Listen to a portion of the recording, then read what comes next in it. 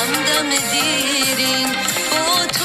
مرا شور دگر نغمه